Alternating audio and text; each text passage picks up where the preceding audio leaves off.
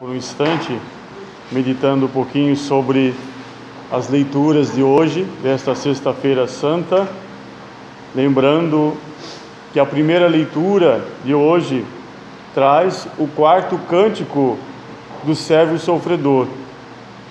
E o servo sofredor é o próprio Cristo, que assume toda a culpa do nosso pecado, e como vocês sabem, pelo batismo nós somos restaurados por Cristo, por sua morte, né? Ele nos dá a vitória sobre a morte por meio da cruz. Então, é um drama, quando fala do servo sofredor, que enfrenta a morte mais dolorosa da época, que é a morte de cruz, né? É uma tortura. Antes de ser crucificado, todos aqueles que iam ser crucificados eram torturados primeiro, tanto que Jesus não conseguiu levar a cruz. Chamaram Simão Cirineu para ajudá-lo. Então passou a noite sob tortura e depois carregaram a cruz. Então, nessa morte dolorosa, vemos aqui Jesus manso, humilde de coração. Vemos Jesus já sabendo que ele morreria. E vejam que tudo para se cumprir também a Escritura, né? Algumas partes do Evangelho você vai ver que a túnica, por exemplo, eles tiram a sorte, né? Não rasgam a túnica, dão ela inteira, né? Isso já no Antigo Testamento dizia que tiraram a sorte da túnica do servo sofredor. Então, tudo isso já para se cumprir. E por isso mesmo, na leitura também vai falar, na segunda leitura, que Jesus é o sumo sacerdote.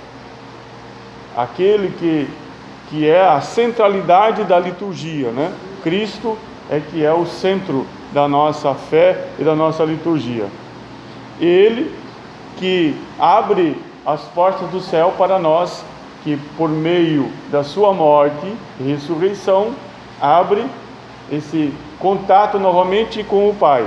Então, o pecado original já não tem mais poder sobre nós. Então, essa relação entre nós e Deus é aberta pelo sacrifício de Jesus, né? Ele se torna o mediador, né? Como São Paulo vai falar, o único mediador. Aí às vezes a gente confunde mediador com intercessor, né? O mediador é aquele que faz esse contato ao Pai, ele tem o contato direto. O intercessor é aquele que apenas reza e pede ao Pai para que ele atenda, né? Mas não o Pai, e sim a Jesus. Mas como nós sabemos que Jesus é Deus também, então essa íntima ligação, quando nós pedimos a Deus, estamos pedindo também a Cristo, né? Portanto, essa segunda leitura vai falar também do Cristo único mediador entre o Pai, somente Jesus faz essa mediação, essa ligação, né? Por seu sacrifício na cruz, nos liga até Deus. E o Evangelho, nós vemos aí, então, o relato da morte de Cristo, né? O seu julgamento, desde o início, quando Jesus já se prepara lá no Monte Calvário, né? Quando ele sua sangue, né? Se prepara para aquela morte, onde os seus discípulos não conseguem vigiar e orar com eles, né? Ele se prepara para esse momento, a ponto de suar sangue, né? Dizem que suar sangue é o limite da nossa o limite da nossa existência, o limite do que podemos suportar. Jesus chegou ao limite, suar sangue. Então, aqui nós vemos nesse Evangelho esse diálogo entre Jesus e o sumo sacerdote, diálogo entre Jesus e os guardas, diálogo entre Jesus e Pilatos, enfim, e entre o povo. E quem que eles querem soltar? Soltar Barrabás, porque na Páscoa sempre soltava um ladrão, um malfeitor, né, para celebrar a Páscoa. Pilatos, então, faz essa proposta, pensando que eles escolheriam Barrabás e não Jesus, né? Ele vai dizer, eu não encontro nesse homem nenhum mal, mas Barrabás é um ladrão. Mas o povo, querendo destruir a vida de Jesus, com inveja, com ciúme, né? Lá o doutor da lei, Caifás e tudo mais, se sentiam como que invadidos na sua missão. Nossa, ele vai se tornar aqui mais importante que nós, né? Se diz que é filho de Deus, como? Para eles isso era impossível. E Barrabás, o sentido da palavra Barrabás em hebraico quer dizer filho de Deus, filhos do Pai, digo, filhos do Pai. Então Barrabás somos todos nós é que ferimos, nós é que pecamos. Então quando o povo prefere Barrabás, Cristo morre também no meu lugar. O Barrabás sou eu que sou salvo por Cristo, ele morre por mim. Essa figura, né, de que Jesus vai pagar o pecado original e vai restabelecer em nós esse contato com o Pai novamente, né, para entendermos um pouco o sentido de Barrabás e Jesus. Por que o povo preferiu? Porque Barrabás é filho do Pai, nós somos o filho do Pai, nós somos o povo que trouxe essa cruz, nós somos o povo que cometeu esse pecado desde o tempo de Adão, né? Nós lembramos também as 7 palavras de Jesus na cruz. Primeiro ele vai dizer: Pai, perdoai-lhes porque não sabem o que fazem. Nos dá o perdão do alto da cruz. Olhando para Dimas, ele vai dizer: hoje estarás comigo no paraíso. Aquele ladrão ao lado que pediu perdão, restituiu para ele a salvação.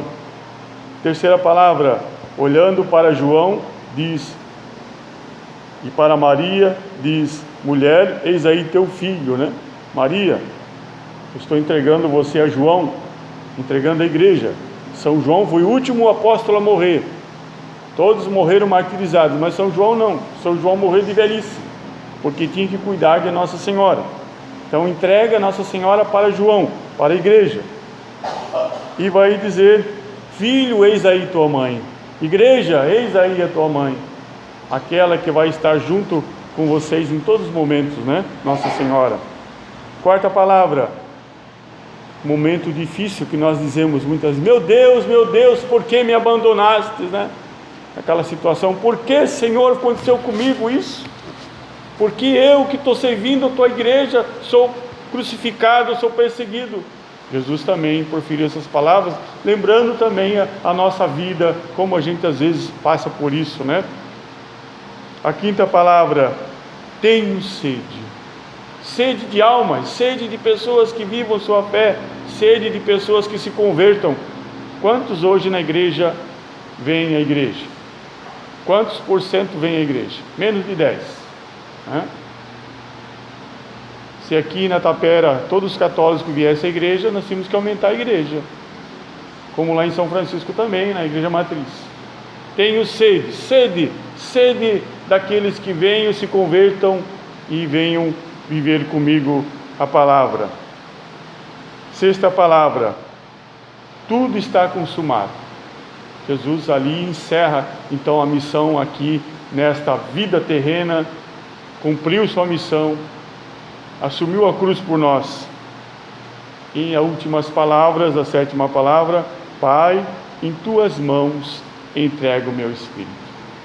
Esse momento então, aí, né, Jesus, ele se entrega nas mãos do Pai, morre também, desce a mansão dos mortos, traz aqueles que morreram em pecado e ressuscita o terceiro dia, dando vitória sobre a morte. Que nós possamos, meditando nessa palavra, possamos também viver a nossa fé no Cristo, que também morre, mas que não tenha morrido em vão por mim e nem por você. Que eu faça por merecer esse amor de Jesus por nós. Louvado seja o nosso Senhor Jesus Cristo, sempre seja louvado.